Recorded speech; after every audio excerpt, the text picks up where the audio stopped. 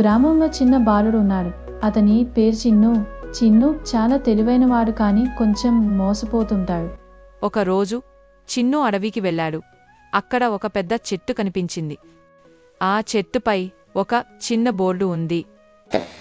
ఏమిటి, చెట్టుకి బోర్డు వేశారా? నన్ను ప్రేమగా నీటి త్రాగించు, నేను నీ కోరికను నెరవేర్చుతాను. చిన్ను అర్థం చేసుకోలేకపోయాడు. అయినా సరే చెట్టు దగ్గర నీళ్లు పోశాడు. అప్పుడు అవును, మాయ జరిగింది. చెట్టు మాట్లాడింది. చిన్ను, నీవు మంచి పని చేశావు.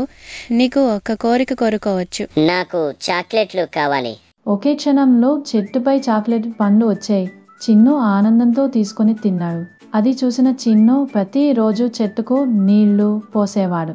కానీ కొన్ని రోజుల తర్వాత అతడు చెప్పాడు, ఈ రోజు నన్ను గోల్డ్ కోట కొరాలి, మర్నాడు పెద్ద కార్ కావాలి. చెట్టు నిశ్శబ్దంగా ఉంది. ఏమాత్రం స్పందించలేదు.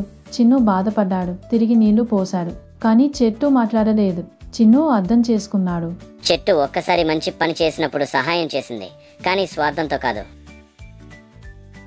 ఆ రోజు నుంచి చిన్ను చెట్టుకి నీళ్లు పోసేవాడు, కానీ ఏమీ ఆశించకుండా. చివరికి చెట్టు మళ్ళీ మాట్లాడింది. నీవు మళ్ళీ మరిపోయావు చిన్ను. ఇప్పుడు నిన్ను నిజమైన బహుమతి ఇస్తాను, అజ్ఞానం. ఆ రోజు నుంచి చిన్ను ఇతరులకు సహాయం చేయడం ప్రారంభించాడు. అతను పెద్దవాడయ్యేసరికి ఒక మంచి మనిషిగా పేరొందాడు.